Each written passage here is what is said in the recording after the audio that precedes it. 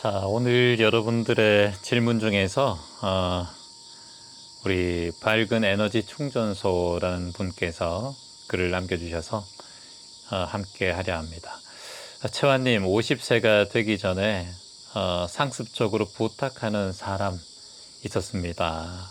힘들어하면 도와주고 싶어서 내일처럼 도와줬지만 처음에는 고마워하다가 시간이 갈수록 당연시하고 심지어 못 들어주는 상황이 오면 서운해하며 화를 내더군요.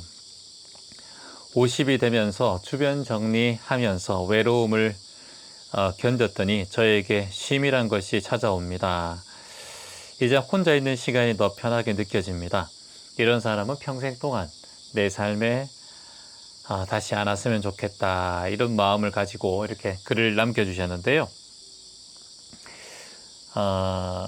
우리 주변에 보면은 항상 이런 분들이 계십니다. 상습적으로 부탁하면서 내가 안 들어주면은 섭섭해하고, 들어주면은 그때만 고마워하고, 그런 사람들이 있죠. 그런데 가만히 돌이켜 보면은 이 사람을 그렇게 만든 건 나의 책임 또한 있다라는 걸 잊지 않는 게 좋겠죠. 처음부터 부탁을 들어주지 않은 사람에게는 부탁을 하지 않습니다. 상습적으로 나에게 부탁을 많이 하는 이유는 한 가지가 있겠죠. 내가 그 부탁을 들어줄 것 같으니까 나에게 부탁을 합니다. 그 상대방이 부탁을 들어주지 않을 거라고 생각하면 절대 부탁을 하지 않죠. 사람에게는 다 누구나 자신만의 성격이 있거든요. 나는 상대방의 부탁을 간혹 잘 들어주는 사람이었구나, 이걸 이번 기회에 잘 알면 되고, 그리고 또한 내가 이번 기회를 통해서 사람의 부탁을 들어주는 사람에서 조금이나마 이제 알아차리고 이것을 개선해 나가는 사람으로 거듭날 수 있는 좋은 기회가 될 수 있습니다. 인간에게는 누구에게나 그 성질이라고 있습니다. 성질, 그 본성 말고요, 이 성질이라는 게 있습니다. 이걸 우리가 세 글자로 여시성이라고 해요. 여시성, 자신만이 가지고 있는 그런 성격이 있습니다. 그것을 우리가 특성이라고 하기도 하는데, 이것을 세 글자로 여시성이라고 해요. 세상 모든 만물이 각자의 그 본바탕을 지니고 있다라는 얘기가 바로 여시성이라고 합니다. 여러분도 여시성이 있고 저도 여시성이 있어요.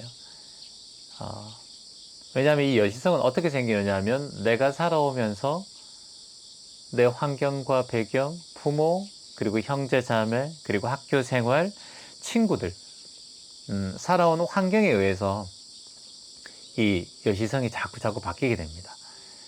하지만 또 불은 뜨거운 성질이 있죠. 물은 차가운 성질이 있고, 바람은 시원한 성질이 있고, 물은 또 젖은 성질이 있고, 또 예를 들어서 돌은 돌의 성질이 있고, 동물은 가만히 있지 않고 움직이는 성질이 있죠. 무생물은 가만히 있는 또 성질이 있고, 이 모든 것들이 삼라만상이 모두 다 자신의 성질을 가지고 있어요. 이걸 우리가 여시성이라고 합니다. 그래서 우리가, 여러분들이 사람을 봤을 때 사람에게 느껴지는 어떤 성질이 있죠. 그 사람의 사람을 봤을 때 여러분은 처음 무엇을 봅니까? 얼굴을 처음에 보죠. 그리고 그 사람의 목소리를 듣고, 그 사람의 말투를 듣고, 그 사람의 행동을 듣습니다. 사람의 몸을 색이라고 해요.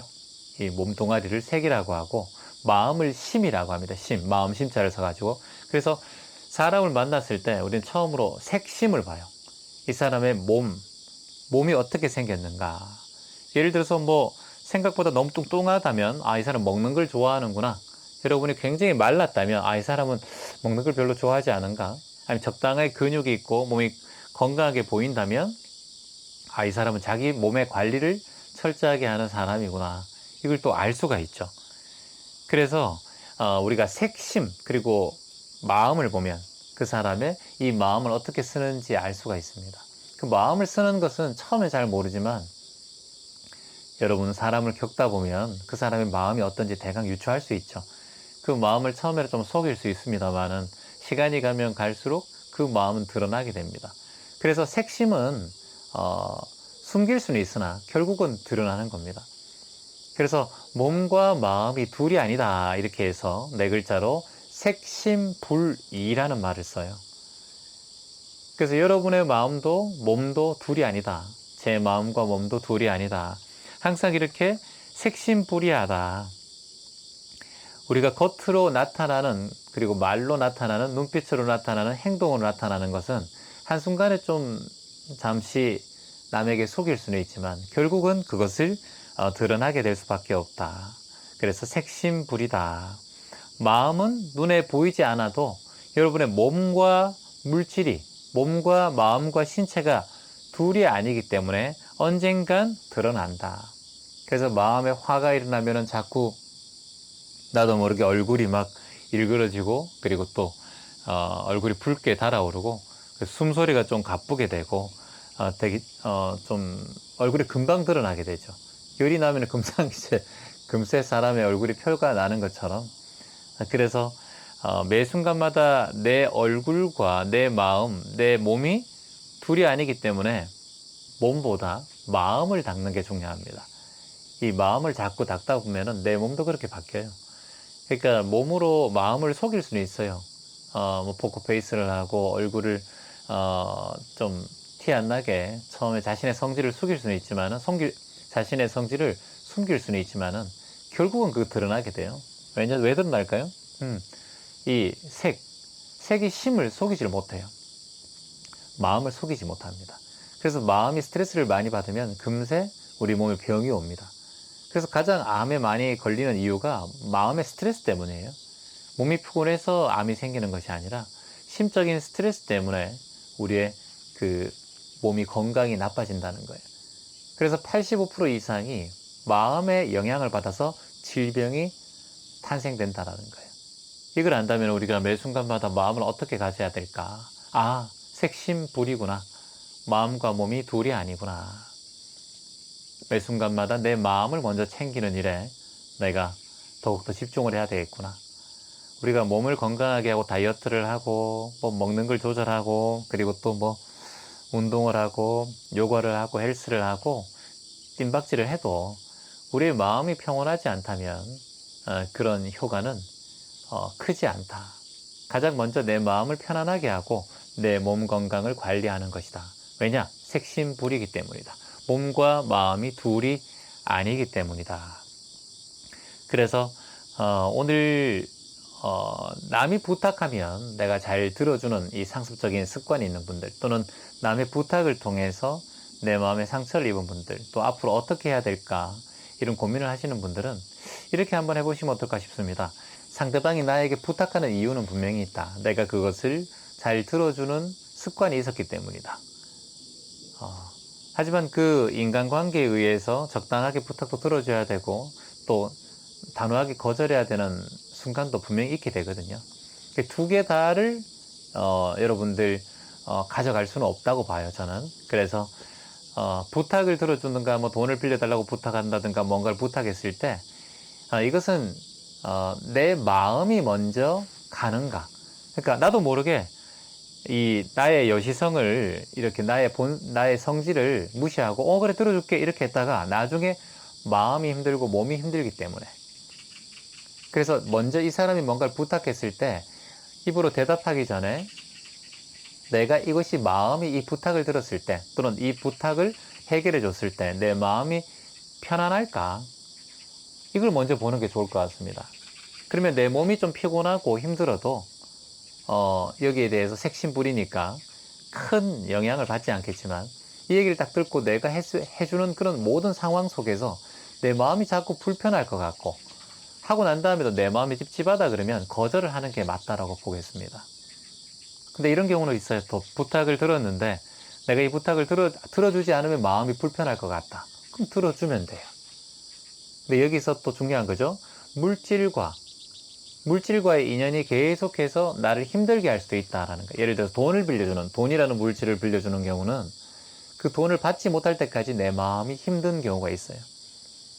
그러면 보통 상습적인 부탁을 하는 경우가 뭔가 육체적인 부탁, 아니면 돈에 대한 부탁, 아니면 감정적인 부탁, 이런 게 필요하거든요. 그러니까 이것을 이게 물질에 대한 부탁인가? 이건 감정에 대한 부탁인가? 아니면 내 몸에 수고가 필요한 부탁인가? 이걸 잘 보고 색심불이니까 내 몸이 어느 정도까지 중도를 지키고 내 마음이 어느 정도까지 중도를 지키는 부탁을 내가 어느 선까지 부탁을 들어주겠다라는 마음을 딱 알아차리면 부탁을 누군가에 들었을 때 이 정도는 내가 내 몸, 마음, 느낀 감정이 들어줄 만해 라고 생각한다면 그것을 부탁을 어느 정도 자기의 선에서 중도를 지키며 들어주고 여기까지는 내 몸이 허락하지 못해. 여기까지는 내 마음이 허락하지 못해. 여기까지는 내 감정이 허락하지 못하겠어. 이렇게 생각한다면 이 정도는 내가 거절하는 게 좋을 것 같아. 그리고 이건 거절이 서로의 사이에 더 좋은 영향을 끼칠 수가 있거든요. 이 뭐니 해도 매 순간마다 자신의 감정과 자신의 몸과 자신의 물질적인 면을 봤을 때 자신의 스스로가 중도를 잘 지켜서 어딘가에 내가 치우치고 있지 않은가, 감정적으로 치우치고 있지 않은가, 아니면 느낌적으로 치우치고 있지 않은가, 아니면 내 몸이 너무 치우치고 있지 않은가, 아니면 내 마음이 너무 쓰이고 있지 않은가, 이걸 보면서 매 순간마다 그 감정을 정확하게 중도를 지키며 알아차리면 좋을 것 같습니다. 한 가지 방법을 더 알려드린다면 명상하는 법인데 그 부탁을 받았을 때 여러분들이 곰곰이 이렇게 좌선을 하면서 호흡을 한번 쭉 코로 깊게 한번 들이마시고 후 한번 내쉬어 보세요. 그리고 그 부탁을 잠시 생각하면서 그 부탁에 대한 그 친구의 마음 또는 그 대상의 마음을 코로 한번 깊게 숨을 들이마시고 또 한번 후 한번 내쉬어 보세요. 그리고 다시 한번 또 그 부탁 또는 그 존재에 대해서 코로 깊게 숨을 한번 쭉 들이마시고 편안하게 후 내쉬어 보세요. 그리고 잠시 눈을 감고 입을 조용히 다물고 코로 편안하게 숨을 들이마시고 내쉬고 평상시 호흡을 유지하면서 마음을 편안하게 가져보세요. 그리고 그 부탁과 그 대상에 대해서 호흡을 자꾸 돌이켜보세요. 들숨과 날숨, 그 대상에 대해서.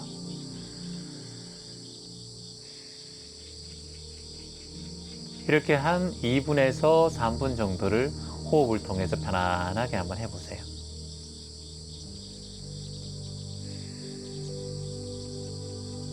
그리고 그 부탁, 그 대상을 다시 한번 떠올려 보기도 하고, 그리고 그 부탁을, 그 대상을 마음에 혹시 불편하다면 코로 그 부탁을 깊게 숨을 들이마시고 후 내쉬어 보세요. 다시 한번 코로 깊게 숨을 쭉 들이마시고 후 내쉬어 봅니다. 이렇게 1, 2분 정도 지금처럼 반복해 보고 내 마음이 불편함이 없다면 그 부탁에 대해서 결정을 내렸을 때 또는 그 결정에 대해서 거절했을 때 내 마음이 좀 물 흐르듯 편안하게 흘러갈 수 있습니다. 그 결정은 바로 우리가 하는 것이지만 이렇게 몸과 마음이 그 결정과 거절에 대해서 큰 영향을 받지 않으면 내 몸의 건강도 해치지 않고 내 감정이 어디 치우치지 않아요. 이렇게 명상을 통해서 이런 거절과 그리고 부탁을 들어주는 마음에서 내 마음에 업이 생기지 않는다고 보면 됩니다. 습관이 생기지 않고 그리고 거기에 대한 불편함이 생기지 않으면 내가 돈을 빌려주고도 그냥 내 돈이 아니구나 라고 생각할 수 있고 그걸 바꾸자는 마음을 크게 집착하지 않을 수 있고 그리고 또 내 그 부탁을 몸이나 감정을 써서 그 부탁을 거절한다 하더라도 부탁을 거절한다 하더라도 내 마음이 그렇게 마음이 그 사람의 부탁을 거절한 마음에 의해서 불편함을 일으키지 않아요. 그래서 매 순간마다 이렇게 명상을 통해서 마음을 항상 열심히 이렇게 공부하다 보면 어떤 부탁과 거절, 그걸 들어주고 안 들어주고에 상관없이 내 마음은 내 마음의 중심이 되고 주인이 될 수 있어요. 왜냐하면 우리는 우리 삶이 행복해야 되거든요. 그리고 우리 마음이 평온해야 됩니다. 그래야 그 관계도 거절하든 들어주든 간에 유지될 수 있어요. 근데 이것을 들어주고도 내 마음이 불편하고 거절하고도 불편하면 그때부터는 관계도 깨어지고 돈도 잃고 들어준 몸과 마음도 희생이 돼버리기 때문에 그러니까 항상 가장 중요한 건 내 마음의 중심 자리, 내 마음이 주인 자리가 되어야 한다. 그것이 참 필요하다. 그러니까 평상시에 마음 공부와 명상 공부를 우리가 매 순간마다 놓치지 않아야 합니다. 자, 오늘은 여기까지 함께 하도록 하겠습니다. 고맙습니다. 매 순간 명상하시고 마음 공부하세요. 매일 명상하면 매일 한 가지씩 좋아집니다.